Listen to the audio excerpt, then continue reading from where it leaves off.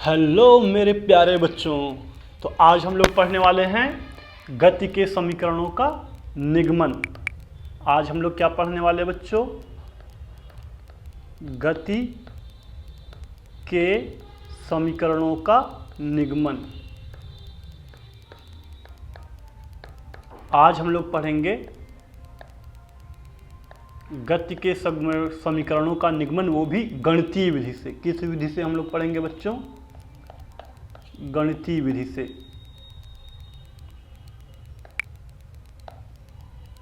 हम लोग पढ़ने जा रहे हैं बच्चों गणितीय विधि से गति के समीकरणों का निगमन। तो इसको पढ़ने से पहले कुछ चीज़ों को आप लोग जान जाइए। जानना क्या है? देखिए, पहला चीज़, मान लेते हैं हमारे पास कोई एक वस्तु है, हमारे पास क्या कोई एक ऑब्जेक्ट है, और उस वस्तु का जो प्रारंभिक वेग है वो u है। वस्तु का शुरू में जो वेग है वो कितना बच्चों? वो है u। हम लोग मान ले रहे हैं वस्तु का प्रारंभिक वेग, यानी शुरू में जो वस्तु है इतने वेग से गतिमान है। और हम मान लेते हैं उसका जो त्वरण है वो कितना? स्मॉल a है। त्वरण हम लोग बच्चों कितना मान रहे हैं? स्मॉल a मान रहे हैं। और वो t समय में या t समय अंतराल में वो s दूरी तय कर ले रहा है। भाई गतिमान तो कुछ न कुछ दूरी तय करेगा जरूर, तो उसके द्वारा तय की गई दूरी हम लोग कितना मान रहे हैं बच्चों? s मान रहे हैं। s समय में, t समय में वो बच्चों s दूरी तय कर रहा है। और हम मान लेते हैं वो t सेकंड बाद उसका जो अंतिम वेग हो जा रहा है बच्चों, वो हो जा रहा है v। v हम लोग क्या मान रहे हैं उसका बच्चों? अंतिम वेग। क्योंकि गाड़ी गतिमान है, वाहन वस्तु, तो जाहिर सी बात है त्वरण भी उसमें, तो वेग बदलेगा जरूर। तो हम लोग मान रहे हैं कि वस्तु का प्रारंभिक वेग कितना बच्चों? प्रारंभिक वेग है u, त्वरण है उसका a, समय है t समय तक गति कर रहा है, और उतने समय में वो यस दूरी तय करके अंतिम वेग v प्राप्त कर लेता है। तो अब देखिए हम लोग गति के समीकरणों का निगमन कैसे करते हैं बच्चों। तो बात करते हैं पहले हम लोग प्रथम समीकरण की। चलिए देखिए, प्रथम समीकरण। तो बच्चों प्रथम समीकरण जो गति का है, देखिए उसका निगमन कैसे करेंगे। तो बच्चों देखिए, आपको पता होगा त्वरण का फार्मूला। बच्चों त्वरण स्मॉल a बराबर होता है बच्चों वेग परिवर्तन। त्वरण का सूत्र क्या होता है बच्चों? वेग परिवर्तन, यानी वेग में कितना परिवर्तन हुआ है, वेग परिवर्तन बटे समय या समय अंतराल। तो बच्चों शुरू में अंतिम में वेग कितना था? v, और शुरू में वेग कितना था बच्चों? u। तो वेग में परिवर्तन हो जाएगा v माइनस u बटे समय कितना बच्चों? तो समय आपका t, और इधर आपका त्वरण t का इधर गुणा कर दो बच्चों इस साइड में, तो ये कितना हो जाएगा? ये जो a इंटू टी बराबर हो जाएगा आपका बच्चों v माइनस u को इधर कर दो, तो बच्चों v बराबर कितना आ जाएगा आपका? v बराबर आ जाएगा बच्चों u प्लस a t। इसको हम बच्चों बोलते हैं गति का प्रथम समीकरण।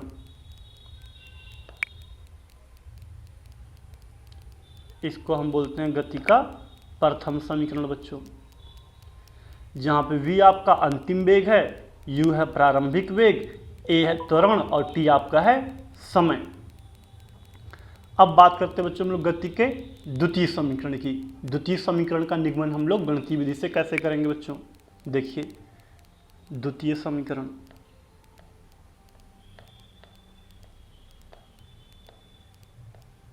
गणितीय विधि से द्वितीय समीकरण का निगमन बच्चों हम लोग कैसे करेंगे? सेकंड इक्वेशन का।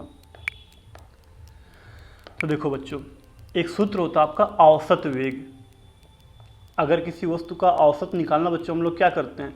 कुल पदों का योगफल बटे कुल पदों की संख्या, ये सूत्र होता है औसत वेग का।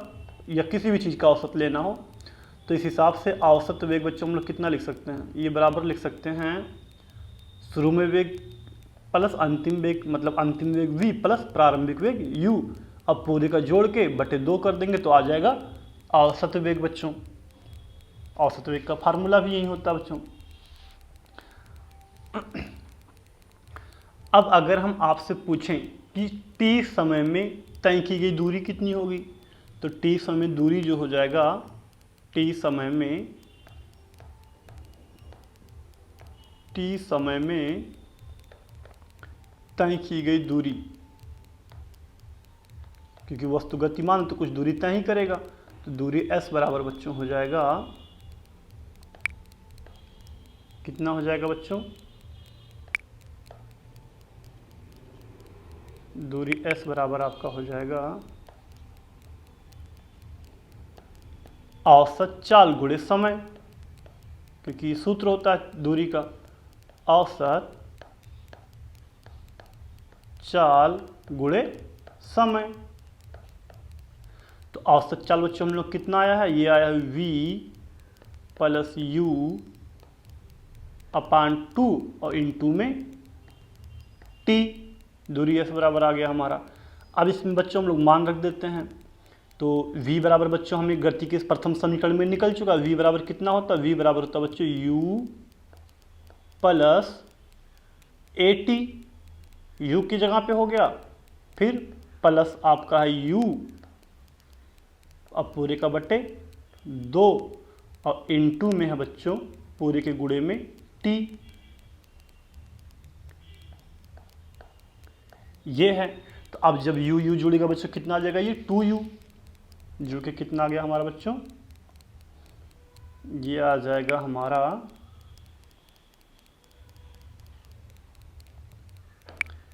ये बच्चों जुड़ के हो गया दूरी s बराबर 2u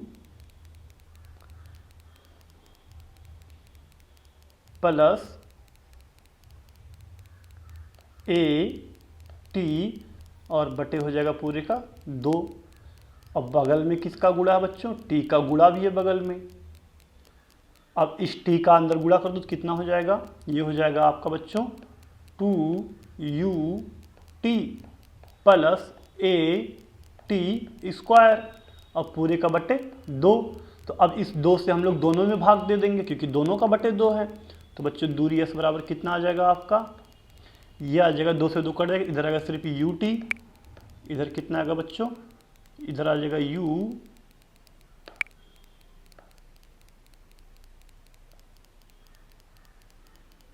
ut प्लस, अब इसमें जब भाग करेंगे at स्क्वायर में, इस वाले पार्ट में जब भाग करेंगे बच्चों तो 2 तो कटेगा नहीं, क्योंकि वहाँ पे 2 है ही नहीं, तो ये आ जाएगा 1/2 at स्क्वायर। ये हो जाएगा बच्चों गति का द्वितीय समीकरण हमारा, ये हो गया बच्चों गति का द्वितीय समीकरण। अब हम लोग बात करते हैं बच्चों गति के तृतीय समीकरण की। देखिए बहुत ही आसान तरीके से है आपका। अब तृतीय समीकरण की बात करते हैं तो बच्चों ये भी बहुत ही आसान है, देखिए कुछ ही सेकंडों में हम लोग लगाएंगे। गति का तृतीय समीकरण, तो बच्चों गति का देखिए तृतीय समीकरण कैसे निगमन हम लोग करेंगे, इसका बहुत ही आसान है। आप लोगों को बच्चों गति का प्रथम समीकरण याद है, प्रथम समीकरण में हमें क्या मिला था, हमें मिला था गति के प्रथम समीकरण में v बराबर u प्लस at, ये मिला था। हम इसके दोनों पक्षों का वर्ग कर दे रहे हैं बच्चों, वर्ग करने पर, तो जब बच्चों हम लोग वर्ग करेंगे तो इधर हो जाएगा हमारा v स्क्वायर बराबर, इधर हो जाएगा u प्लस at पूरे का वर्ग, कितना आ जाएगा बच्चों हमारा, ये आ जाएगा हमारा u स्क्वायर, फार्मूला आपको याद होगा a प्लस बी पूरे का होल स्क्वायर, तो ये जगह u square plus 2u at plus a square t square, ये हो जाएगा बच्चों हमारा। अब अगली लाइन में हम लोग क्या करेंगे, अब यहाँ देखिए अगली लाइन में हम लोग बच्चों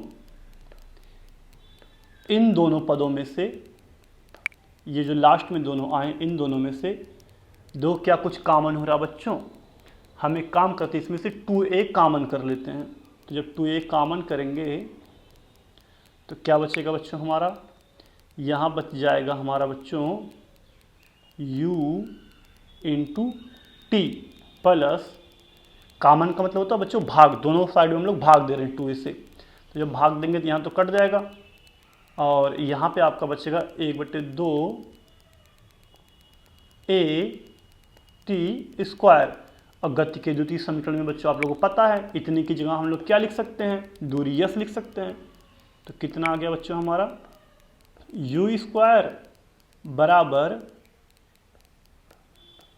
2a, इतनी की जगह हम लोग जो ब्रैकेट में आया पूरा, इतनी की जगह बच्चों हम लोग क्या लिख सकते हैं? इतनी की जगह पे s। तो बच्चों हमारा गति का समीकरण कितना आ गया? ये आ गया हमारा v,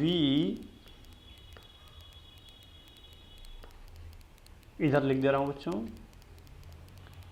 ये हमारा आ गया v स्क्वायर बराबर u square plus 2a yes. ये हो गया हमारी गति के समीकरण का बच्चों तीसरा निगमन।